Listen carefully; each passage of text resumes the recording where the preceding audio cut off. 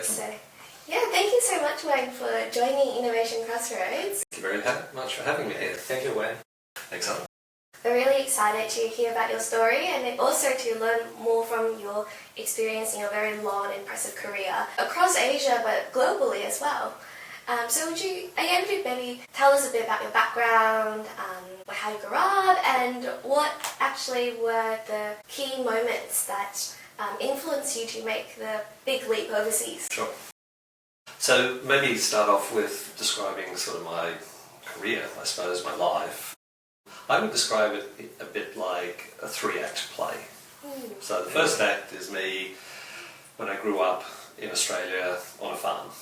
And I went to school at a that had students of 110 people. So from year 1 to year 10, so every class only had 7 students. And every day I would travel 90 minutes each way to school. 90 minutes? 90 minutes each way. On a bus that didn't have air conditioning. It did have heating in the winter, so in the middle of summer it was quite hot. So then I did my schooling at this little small school, Bandara Central, and then went to Inverell High School after that. So the schooling, I was probably 18, and then I went straight out of school and started working basically. And I can tell you a little bit more about that. The second act... To slaying the dragon? Yes, yes. But that wasn't until sort of 1995 when I went to Hong Kong. Okay. And that, for me, was the seminal point in my career. I don't know. I think my job would have been so much different had I not gone to Hong Kong. I'd probably still be in Australia. I don't even know what I would be doing. But it was the single most important thing in my career. Wow. And that started a journey for decades, travelling around Asia, US, UK, back to Asia, working in different countries, travelling to different countries, until 2017, which is the final act of the play, when I finished executive work. And then it was basically the prodigal son returning home to Australia. So now I have one foot still in Asia, in Hong Kong, and one foot in Australia, and doing executive board roles. Maybe we can keep going. Yeah. Yeah, I found it amazing that you travelled 180 minutes, like 3 hours a day, just to get back and forth to school. Yes. So as a consequence, I was an avid reader. So growing up on a farm and then going to the school, I was not so much the typical sort of student. I focused on my studies and less about sport. Well, that would have been hard to fit in. Which was a little bit. So I wasn't great at sport, good at study, loved reading. I was even the atypical sort of study student. I even helped the librarian in the library. But at sport, I was terrible. And as a consequence... Even you, like every day you travel 90 minutes, doesn't improve your sports skill? No, we were on the bus about 90 minutes each way. And so as a consequence, there was a terrible moment where I attempted to play cricket and single-handedly ran out half my team. Oh no! So as you can imagine, I wasn't all that popular. So school, I love school in terms of the study, the teachers. It's fair to say that I was probably bullied at school. I've actually never admitted that publicly. This is the first time. But I think most kids probably in school get bullied to a certain degree, so maybe I'm not that much different. The standout for me though, growing up where I did, where I came from, I had a full appreciation for how amazing the teachers are. They often say, what is the oldest profession in the world? Well, I don't think it's prostitution, it's actually teaching. If you think back, there have been teachers and teaching since humans existed.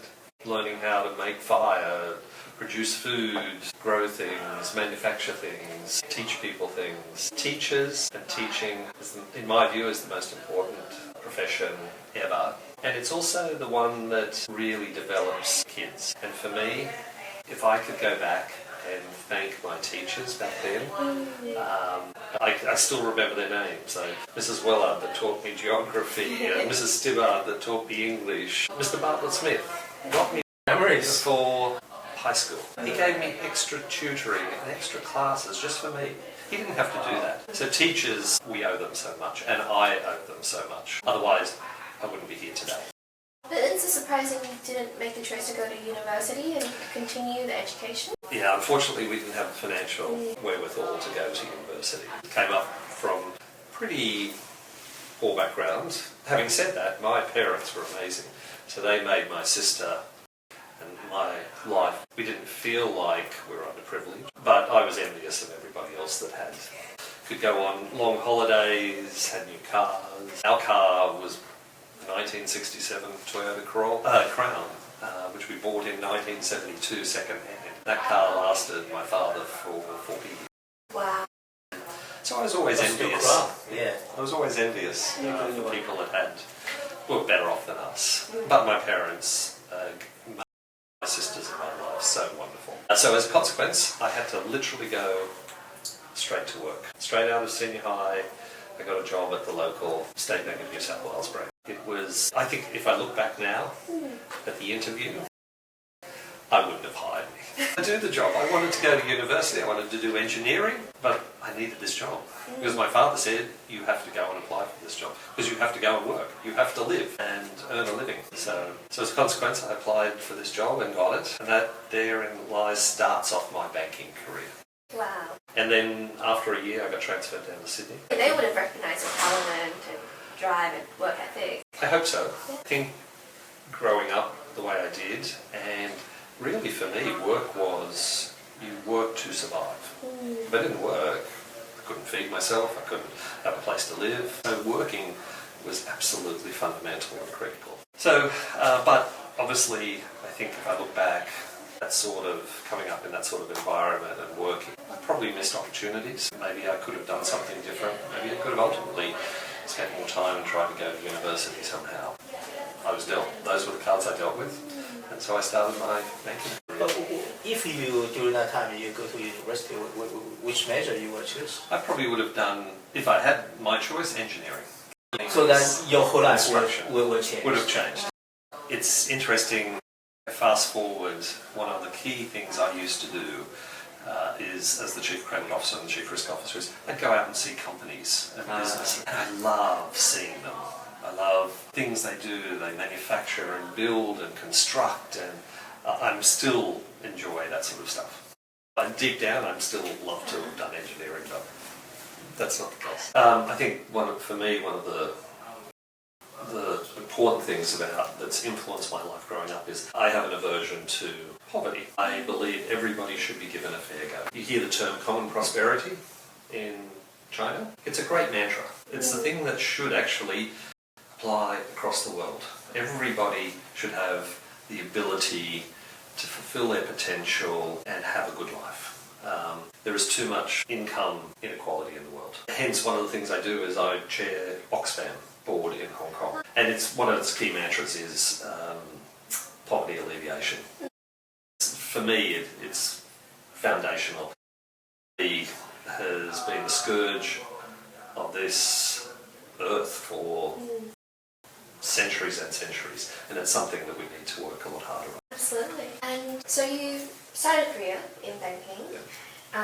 What would you say was the shift from where you started, that wasn't what you wanted to do, and how did you find your way through this career, and what was maybe some of the highlights? So, for me, after I'd come to Sydney, I was doing banking for a little while, and I still remember it was May 1995. I still remember the call that I got from a Bank of America banker down in Melbourne, and we were chatting about a common corporate account that we together. And in passing, he mentioned to me, he said, my boss is looking for somebody to work overseas in Hong Kong. What do we want to do after we finish our banking careers or throughout our careers? And I said, maybe one day I'd work overseas. It was a flippant comment. And 6 weeks later, I was landing at Kai Tak Airport in Hong Kong. So I had never been overseas. I had never had a passport. The most I'd done was maybe travel to Sydney, Melbourne, Brisbane and Adelaide in my entire life. I didn't even know the exchange rate. I remember my father and I looking at the exchange rate in the newspaper, trying to work out Australian dollars to Hong Kong dollars, going, wow, that's a lot of, that looks like that's a lot of money. Zeros. Literally, I landed in Hong Kong 5 weeks later, 6 weeks later. It's the old Kai Tak airport. It was another world, another universe. Thousands and thousands of people in the airport. Stayed that first night in Causeway Bay, wandered out, and I still remember I got my first shirt made from this little tailor in the street who convinced me to have a handmade shirt. At least I think it was handmade. So it was an incredible journey decision. That for me was the most important career decision I've ever made, unwittingly. Had you had much exposure to Asian culture? Only insofar as I actually have, my godfather was Asian, so Alan. So in the local town of Inverell, the family actually ran a very big department store. So it sold food, wine, hardware, clothes, furniture. It was a store where you went for everything. And the Fay family owned that. It was multi-generational, it was multi-family, and they were pillars of the society. It must be like one of the earliest Chinese immigrants to Australia. Certainly one of the earlier ones. Alan, my godfather, was actually my father's best friend. They hung out together, they played tennis together, they golfed together, they drank together, I'm sure they partied together. He was an amazing guy. Sadly, he passed away relatively young compared to today. I still remember him driving me in this really cool Mazda RX-7. It was just amazing. I used to work at the hardware store. His uncles was running the hardware section. I was terrible at hardware. I was probably a terrible employee. Didn't know anything. I was hopeless, but I got a job there. So that was probably my first. My father was always fascinated about Asia. He always encouraged us to understand more about Asia, and one of his lifelong dreams was to come to Asia, and so I brought him to Hong Kong and the Philippines. He loved that trip, so it was wonderful. Those interactions in the early days, does it help? It did. Like when we work in Hong Kong, help? Yeah, it helped a little bit, but it isn't until you come to a place and immerse yourself that you really understand the culture and the lifestyle and what a place really means. And that's why I encourage everybody now. You can't sit in Australia and comment on things going on in Asia or other places without having lived there and travelled there and really immersed yourself. Yeah, absolutely. And I think maybe for Alan and myself, we actually had the reverse experience of coming from Asia to Australia. So, Alan, for our family and your family, actually we made the move the other direction from Asia to Australia. Would you agree with Wayne that actually you don't know much about a place until you really land? Absolutely. So the only information I know about the Western world is through the American TV play. So that's the only, probably like movies, Hollywood movies. That's the only thing I know about the Western world. And when I come here, definitely totally different. And even the English are different, also different from what I heard from the American film. Yeah, definitely take several years to get used to that. Yeah, but I guess probably we are slightly different. You went to Hong Kong because you accept that kind of assignment, work assignment. For me, it's more about like for my next generation. It's kind of I already prepared for that challenge. And I guess for me, as I was the next generation, I just sort of went along with it. I also watched the TV shows like Teletubbies, when they show the American kid, UK, I think the British kids eating cheese and butter. I'd always imagine what would that taste like? I come here and I try it, not as good as I think. I actually prepared myself by watching several seasons of Underbelly. Yes, I remember that. Yeah. So Australian culture. There are a lot of stereotypical things when you go around countries. You expect to sort of see that, and astonishingly, that is. So when I went to Thailand, you sort of expect people are lovely. It's fun. It's hot. It's vibrant. That's it. You go to the US when they got transferred there. Yes, everybody's keen on sport. There's a lot of lawyers. It's baseball. You're sitting there eating a hot dog. With a beer in your hand. There is a lot of things that you see in the TV shows and movies that are similar. But having said that, I think the biggest the thing that I did notice on the negative is that people assume Asia is just one big same region. It's a bit like the EU is one region. Well, actually it isn't. China is very different to Thailand, which is very different to the Philippines, which is very different to Japan. Everybody seems to lump Asia into this one big homogeneous area. I have the story that when I worked for Bank of America, we went to this event, and because we were doing a lot of cross-border engagement with mainland, they invited everybody to get training in geography and language and history and culture and how to do business. I still remember a colleague that lived in North Carolina putting the hand up and going, well, I don't speak Asian, can we have a translator? So yeah, so they just assume that Asia is one big...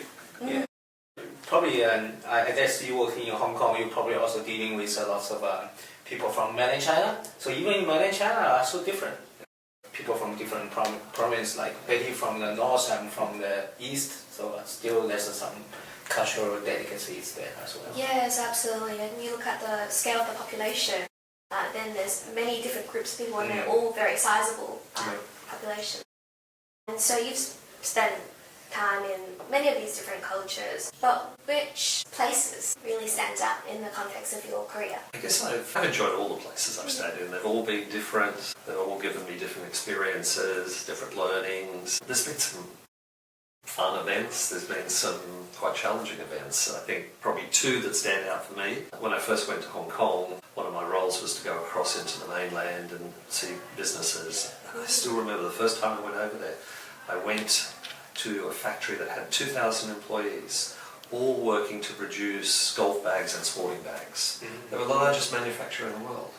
2,000 people, 5 times greater than the little town I grew up in. Thailand was very interesting because I got transferred down there during the Asian crisis. And of course, Thailand economy was really suffering.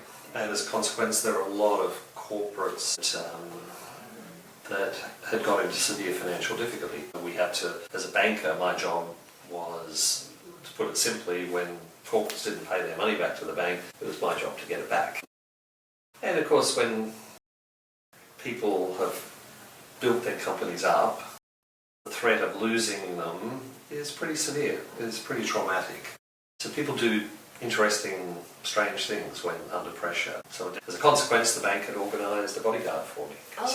I used to go to meetings, I used to travel with a bodyguard every day. When I went and played tennis, the bodyguard would be there. When I went grocery shopping, the bodyguard would be there. When I went on a plane, he'd have to put his pistol with the captain. When we landed, he could get it back.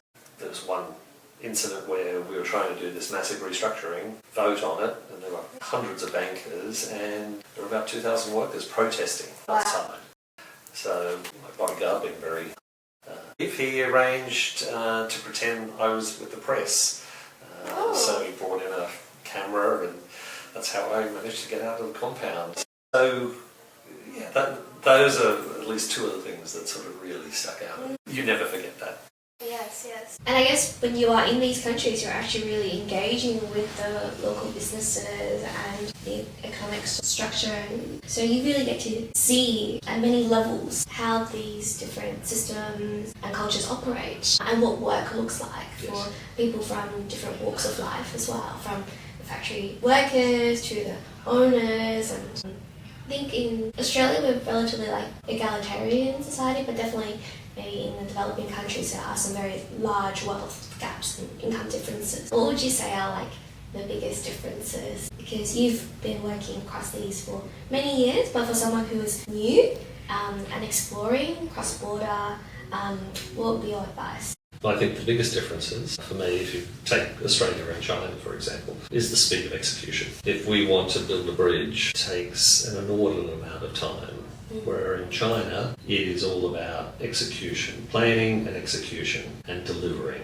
Everybody's hard-working, but China has really transformed itself. It's been phenomenal. And also, there is very good long-term planning and strategy development. I think most countries do a certain degree of long-term planning, but when you look at countries like Singapore that have a 50-year plan, China has their 5-year plan every now and then. So it's it really makes a difference. Their long-term thinking and planning really then goes to sort of help develop and improve the country. And I think, unfortunately, in Australia, politics gets into the play of things. Having said that, as you said before, egalitarianism is very strong in Australia, and I hope that continues, because, as I said before, poverty is a scourge. We need to make sure everybody has a thing. Do you see the long-term planning from the politics and the government also reflect in business? Very much so. So you look at some of the boards I'm on, a lot of companies in Asia, they're multi-generational. They're not thinking about quarterly earnings or half-yearly earnings and what they need to do and fundamental changes after sort of 6 months. They're thinking decades and decades ahead, sort of what's the organisation going to look like. So long-term planning flows through corporate, and I think that's very powerful, and I think you get a better business culture. I guess for me, it seems like that, in Asia they run a country like you run a company. They have a long-term strategy, and then they break down that strategy into years plan or kind of 5 years plan, whatever, and then they execute from the different levels. For example, I feel, because we are doing venture capital, right? So we invest in innovative startup, and the reason I feel like in the past decades, why the technology company in China they boom and they catch up with the Western world is basically the government. They identified several industry and they put money in. They put all the resources in to drive that kind of development. I agree, and it's a whole of government approach. That's right. Where everybody gets behind the strategy and the initiative and drives it forward. And China is a fantastic example of that. Look at where it has come over the 40 years. Yes, well... It's incredible. Yeah. So you've had a front seat too. It's amazing. I first went across to Shenzhen in 1995, and it was like one big construction site. There were factories, roads, infrastructure, golf courses. Fast forward 40 years on, and you've got gleaming skyscrapers, some of the most advanced technology anywhere in the world in 40 years. They produce pretty much everything. It is astonishing, the journey, and it's all because of that planning. I joked with somebody when I went to Shenzhen in the early years. I used to play golf with a close friend of mine at Mission Hills, and at that time they had 2 18-hole golf courses. 23 years later, they've got 12 18-hole golf courses. Where else in the world can you do that? It's phenomenal. And the other thing is they don't compromise on quality. Great example is Japan. The earthquake and the tsunami. I was there at the airport when the earthquake hit. That morning I visited one of the Japanese mega construction companies that do construction not only in Japan but around the other parts of the world, in Africa and India and Asia. And they were telling me about how they go about their long-term research and development and how they actually constructed Narita Airport. Fast forward several hours, there I am experiencing how good their construction is. It was one of the worst earthquakes we've had in living memory, but it survived. So it really is it's incredible. But it feels like also the long-term view in these companies and corporates mean that they take a view towards innovation and ongoing research and development as well, which is probably what we've observed in the Australian ecosystem, something that is lacking. We have very low industrial R&D, and we also then reflecting into the opportunities to produce more of the high-tech companies, the venture-backable companies. Alan, what would you say? Because I think in China you had your education in China, and you were also an entrepreneur yourself in China. What did it feel like to be part of that wave of innovation and rapid sort of upskilling and industrialization? I guess sometimes when you do a business, like especially some business more in the frontier, you feel more certain actually in China, because like the Chinese government, they put in their 5 years plan and say, oh, we will develop this, and you will know, all right, so in the next 5 years, lots of money will come to that. And for individual, you are willing to really put your effort, put your time, your money into that space. That's like 20 years ago when we do the surveillance system for the transportation. We know like in the next 5 or 10 years there will be lots of highway building in China. Yeah, that's a good business opportunity. Maybe for example, like Australia, then you probably don't really know, but currently we know there's a green steel, but like kind of in other space, you're not very clear. So where is the direction? And it's very hard for people to commit themselves into that. So that's something I feel. So you actually get more operational certainty. Operational certainty, yeah. And I think also the difference I notice is we're reluctant here to take risks. The risk of failure is very prominent here. So you don't want to lose money, nobody wants to lose money, but you notice in Asia people are willing to take those extra risks and take a gamble, a calculated gamble. Because we like the company. I guess it's the risk of not doing something and the risk of staying in place and being left behind. That's right. Either that because like Asian like love money. I don't know. Just joking. In China, you see the power of money, of how having more money can radically transform your lifestyle. I actually have a theory of this. So I think in ancient China, because in ancient China we are agriculture society. So agriculture means like you have all the food you can store there and then rice, right? You can store there for years. So which means the people at the top hierarchy, they can be very, very rich because the rice can store there, the food can store there. But if you look at into European, then if they are actually doing the hunting or nomad society, for the foods, they basically is the lamb or cow, and you can't really store. So the disparity between the highest hierarchy and the normal people is comparatively low than in Asia. So which means like the normal people, they won't see much like how the money play in that space. But in China, every people want to be like in that top notch. Like say, okay, so I want to have enormous money and to do something. Yes. That's my theory. Yeah, my hometown was very famous for having a lot of merchants, like 经商. And you can go to some of the family compounds and very beautiful architecture and definitely very geometric as well. And you can see the result of that wealth. And I think then it's about how the distribution of that wealth Exactly. and how then that flows into the rest of society. And I think that's recognised in a number of countries, not the least of which China. The mantra of common prosperity is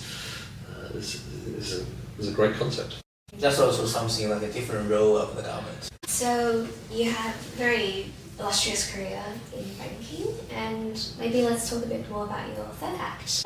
Taking part in the different organisations. So how taking roles in boards, how do you see yourself as a board member? How would you characterise your role as a member of a board? So, as a board member, I'm there to act in the best interest of the company and make sure there's a steward for good governance and make sure the company sticks to its strategy and provide support to management. The good governance is paramount. It's in Australia, Hong Kong, Thailand, anywhere. Board of directors should be focused on very good governance. I think one of the things that I've experienced is a lot more cross-cultural boards, so I get to see where you've got board members that bring different perspectives because they live in different countries. I think that's powerful. It gives you the benefit of seeing best practice from other different areas and bringing that to the board that you're on. And I think that's been one of the advantages I've found being a board member on companies overseas, particularly in Asia. Do you see that any difference in governance in, let's say, in Asia and in Australia? Probably putting a background context here is like in even Hong Kong, lots of a company they are still owned by just, let's say, one family as a big shareholder. Will that change the dynamics of the government? It changed a little bit in terms of some of the decision making.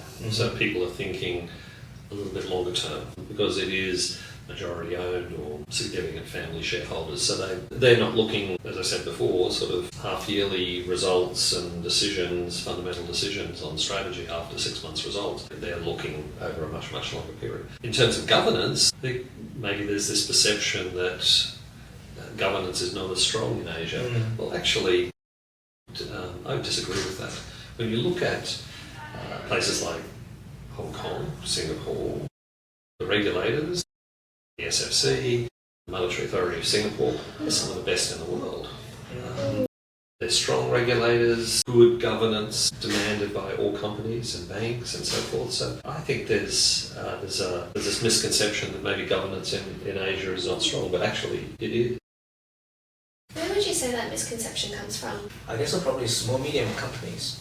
Maybe. I'm not so sure, but I feel like the way Asian boss, like they make the decisions, sometimes are probably different. So when I come to Australia, when I work for Australia corporate, I find, okay, so everything will go through business model. You need to do the scenario planning. You need to understand sensitivity of the decision. And in China, especially for a company that size, 800 people, they probably will not do that. They probably just several people have management meeting and they make a decision. So I guess maybe that's where the perception coming from. I'm not so sure. I think to a certain degree that's the case. But I think there's also this stereotype view, sort of, okay, well, it's a developing country, Thailand, or wherever, therefore governance is not as good. You've got some very strong corporates listed on stock exchanges, and a lot of their rules are very, very similar to what you would find in Australia. So I think you can't make those sort of broad brush statements without understanding and being in the country and really understanding firsthand.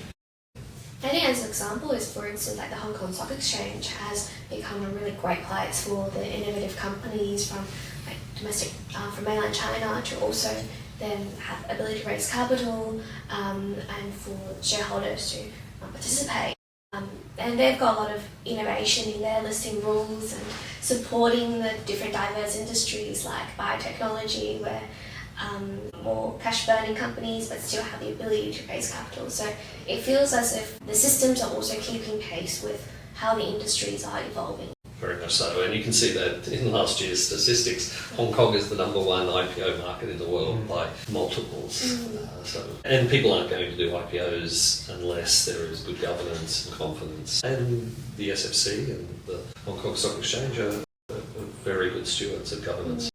Very competitive as well, so you have to be able to stand out amongst all the competition.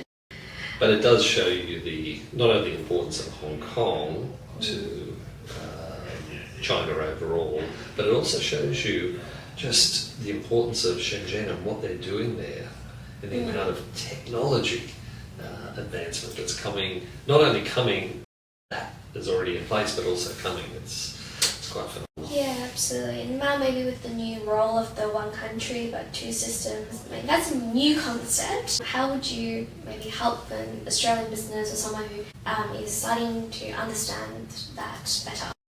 So the one country, two systems has actually been in for really since the handover. So I've been surprised by the number of people overseas that don't actually understand the one country, two systems. It actually works exceptionally well. Hong Kong gets to look after its monetary policy, its customs, its commercial laws. It's got its own judiciary.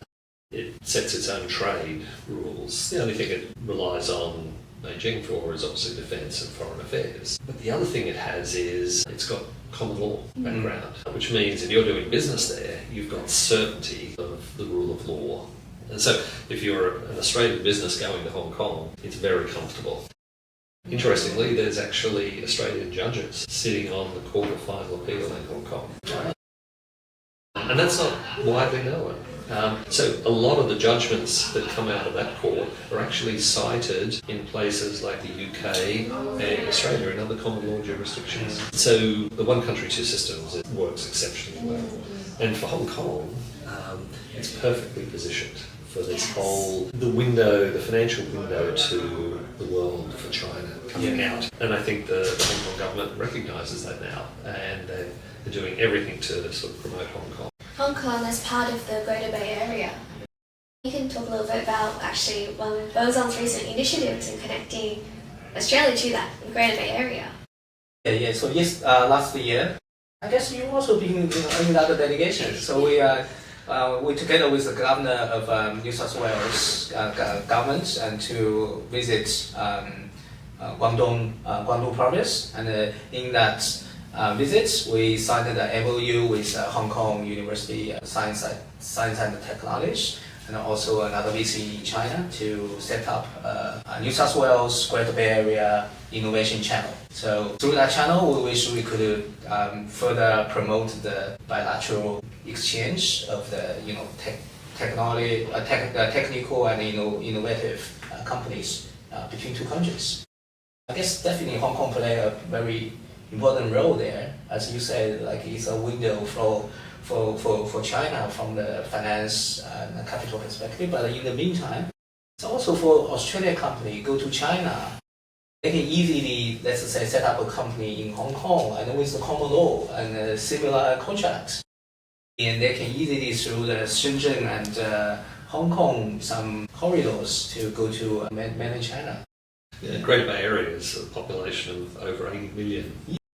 So you get the advantage of, as you say, strong legal system and access to 80 million population where you can test products, experiment, develop, collaborate.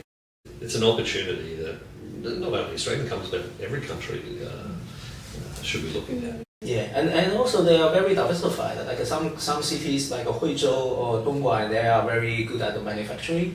And then in Guangzhou and Shenzhen, they're good at like research and development. So there's a complementary role there. As Alan said, he and I were on the joint economic meeting between New South Wales and Guangdong. And so we got the opportunity to go and hear firsthand what Chinese companies are doing and the technology and the innovation. We went to see EVE batteries.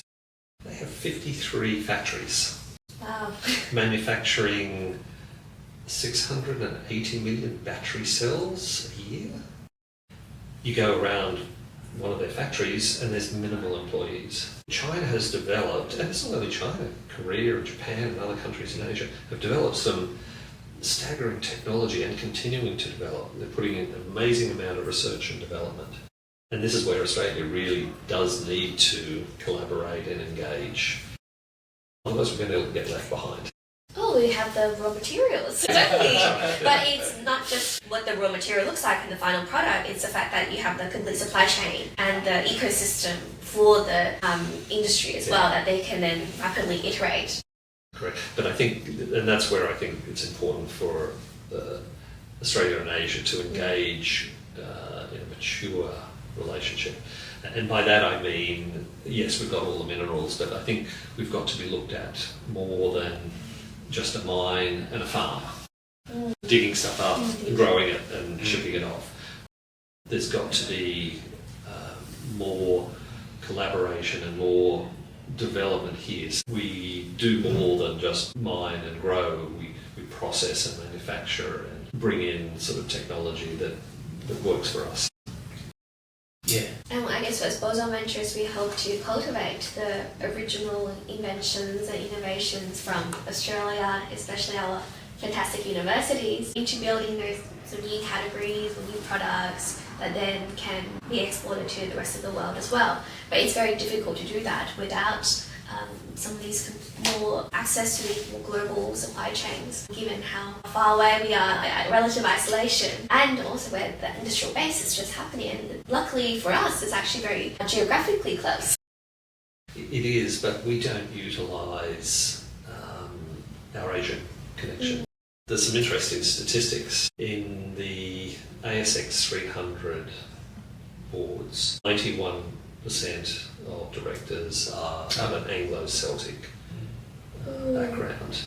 So 9% that have come from, that are overseas, 9% of that 9% is from Asia, which means basically 1% of the ASX 300 directors have an Asian background. Yet when you look at it, 80% of our exports go to Asia. Over 50% of our imports come from Asia. Probably 1 in 5 people have what they would class as Asian heritage. Yet when you look at who is leading the companies and running them, it's abysmally small. So we need to bring more Asian experience. Whether that's people from Asia, Asian heritage, or Australians that have been overseas onto company boards here. It really is a terrible statistics. Watermark International did some great study on it. And if you get the chance, Richard Yatsenga from ANZ does some great analysis on so these sort of things. There are some quite worrying statistics. Our biggest, most important trading partner, basically our lifeblood, with trade, we have very little experience in company boards here from people that understand Asia. Yeah, we do have a large diaspora of immigrants, but maybe that's often overlooked when we are talking about supposed Asia capability. Alan, I think that reflects to one of your anecdotes from business school, actually, when you were sort of seeing the lack of representation. I do. I guess like when I was in business school, I was invited to A.T. Kearney's a breakfast. In that room, probably 60 or 50, 60 like ASX executives. I'm the only Asian in that room, only Asian. So that actually make me thinking like, I need to do something like it. And especially most of my classmates during that time, not classmates, my friends coming from China, they want to get into liberal and labor, doing some politics and all the thinking. Yeah, you have to be successful in business. Yeah, you need to improve your influence in business first. Certainly for Australian companies in Asia, absolutely. And I've been a long time promoter. I think Australian superannuation funds need to do a lot more in Asia. Are they doing? No. How much are they doing? I think they're doing anywhere near enough. When you think about the size of the Asian economies collectively, the weighting of superannuation funds to Asia is very low. I hear the concerns about governance structures and the risks they're taking, but that's where all the action is happening, and they need to take risks to generate longer term returns. And I think they need to be partnering with people on the ground in countries. A similar model to, say, Temasek or GIC. Put your foot in, team up with like-minded investment funds and pension funds in countries and take advantage of the opportunities. And then set up an office, because I'm still of the firm belief the best way to understand is being in country. So there is a lot going on in Asia, and we're going to get left behind, and we need to deploy our capital over there. Yeah, that's a very interesting, thing, like, because if you look at the US investor, they actually, lots of US investors that's institutional, they invest heavily in China, even now, like they actually move the focus to China. What actually caused the difference? The Canadians do, the European, Middle East investors coming into Asia. It seems to have this aversion to really investing big time into Asia, and we need to kind of do that. There's a lot of opportunities. Infrastructure is one of the things that sort of spring to mind. I think it's something that needs serious consideration and change. Even for us, because last September we went back to China, and we talked to Betty. You also met some investor from the US. Yes. So I see we definitely see there's a booming of a technology company there. We feel like there's lots of opportunity. If we don't, even for us, we are thinking about investing back in China. So some very high quality assets. Maybe in last year there's a big trend from people in Silicon Valley and Boston to especially the early stage entrepreneurs to visit China, to visit places like Shenzhen, Chongqing that have become very viral on TikTok, social media, and to see it for themselves. And that's very exciting for, I think, more new tech, especially in the fields of biomedicine, where we've seen some really tremendous progress from the Chinese ecosystem that's going to benefit medicines globally, and consumer electronics and gadgets and cars, but definitely from an in-country experience, there's starting to be some tourism, but definitely scope for more. Businesses are fundamentally, and entrepreneurs are very resilient, even under the harshest of conditions. When I was working for Standard Chartered Bank, I covered Africa and the Middle East. So I went to places like Zimbabwe and Pakistan and met businesses there that are profitable and make money because it is a tough business environment, but they know how to get business done. And that'll be the same with countries in Asia.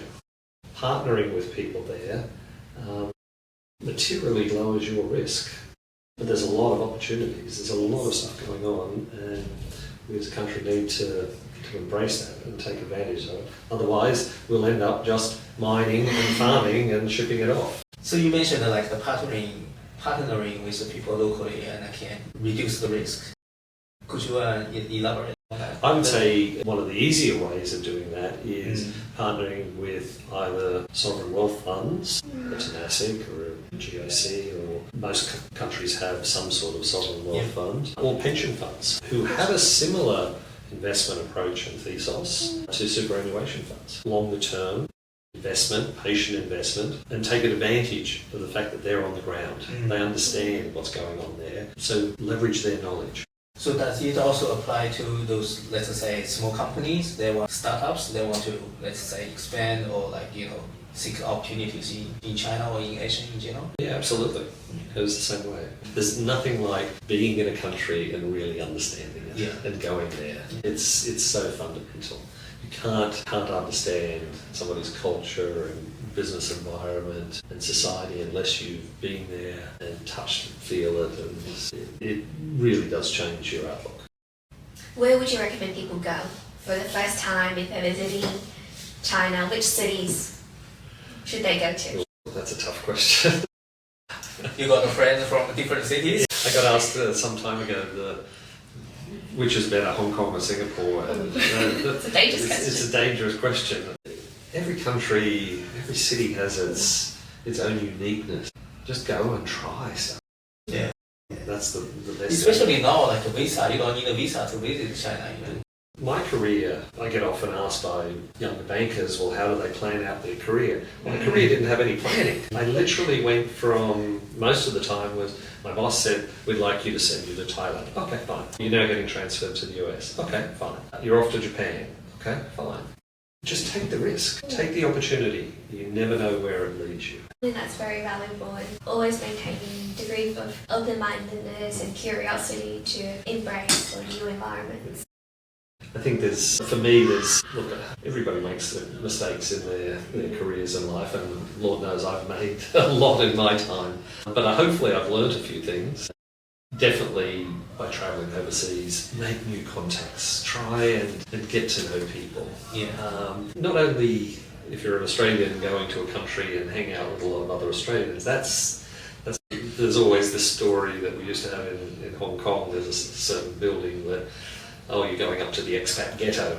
Well, it's because you go up there and you get American food and have the barbecues, and you've got to get out. And you call it a ghetto because it's worse than... No, it's actually a fantastic place. But it just had that sort of everybody hang out there throughout the day and the night and the weekends. You've got to go out and explore, but make contacts and keep those contacts, because you never know where that leads you further down the track. Absolutely, because maybe Asia is very relationship driven, and so it's a long-term proliferation of relationships and networks, which I think also applies in Australia. Absolutely, but people take the view that, well, if I go overseas, I don't need to do that. Actually, make as many contacts as you can, and lifelong contacts. I've done restructurings where it's been tough, litigation, etc. But as it turns out, some of my nearest and dearest friends now came out of that conflict because we've stayed in touch. And then the other thing I would say is enjoy a meal, have a glass of wine, drink, have a beer. Everybody in every country loves sitting down and eating and engaging. And it's no difference. It's the same in Australia, it's the same in Hong Kong, it's the same in the Philippines and Thailand. So do you like baijiu? Yes, I do. Actually, I like all alcohol. I don't know if that's anything when you saying on a podcast, But you don't have to drink alcohol if you want to do business in Asia as well. I think sometimes people are a little bit scared. Like, That's right. am I going to go to China, do business? I have to drink a lot of baijiu or Maltai. Oh, I don't think so. That's the case anymore. And I think the other thing is when you travel, just ask lots of questions. As part of my role as Chief Credit Officer, I used to go and have to see companies and their businesses and factories. I think I've probably been to maybe 300 businesses in my career. I think I've travelled to 50 countries. Some of the commercial bankers used to get very frustrated with me because when they took me to a factory, I just want to ask the owner or the founder all these questions. But they want to talk about their company. And that's how you learn things and appreciate really what goes on. Ask lots of questions. And you also get to have that little engineering muscle in a way. Very cool. And so how do you think these experiences have impacted your worldview? It's been foundational. Been extraordinarily lucky to have done what I've done. I'm not the smartest person in the room. There's been a lot of luck in my career, and there's been a lot of great people who have helped me along the way, starting with my original teachers and all the great bosses I've had and the opportunities. I think it was actually relatively small. Maybe an analogy is in school, probably the only decent thing I could play was tennis on a small clay court. So Australia is like that. Then you go to play at Wimbledon. Well, that's the rest of the world. That's Asia. You mean it's tougher? It's bigger. Or more audience? Yeah, at times it's tougher. Sometimes I actually, previously people ask me why I come to Australia. I said, like, if you play some game, like a computer game, so in Australia it's like easy level, and in Asia it's nightmare or hell level. Is the Chinese phrase 降维打击 or Not really like not that. really like that? It's basically the competition is too intensive there, right? Absolutely. I think if you're a business, Evolution. the hyper-competitive culture is if you're an entrepreneur, you start a business, you're not going to have your next door neighbor and the next door neighbor and the other neighbor, like 5 neighbors, all start the same company and compete for the market or opportunity. But it's also very interesting. You know, in China there's a lot of town. Everyone they just do the same thing. They just make the shoes, make the same style of shoes, and then they compete, but also they collaborate. So that's something I find very fascinating. Interesting. Actually, Alan, what you mentioned about the town where people make the same thing, I think that is your hometown. Oh no! There's lots of town doing the same thing. No. They basically do the bed sheet, everything related to the fabric on the bed, everything like a pillow and all kinds of things. There's the largest market for that in China. What does that look like? I guess growing up, I can't. It's a big market, but like even in that market, if you own like shop with only like let's say 1 meter wide kind of a shop, your revenue probably already kind of more than 2 or 3 million AUD each year. Wow! And how many of those shops? Oh, there's lots. I don't know the number, but there's a very large number of that, and most of them is more than one. Right. So if there's like a new trend, would you see that quickly propagate across the market?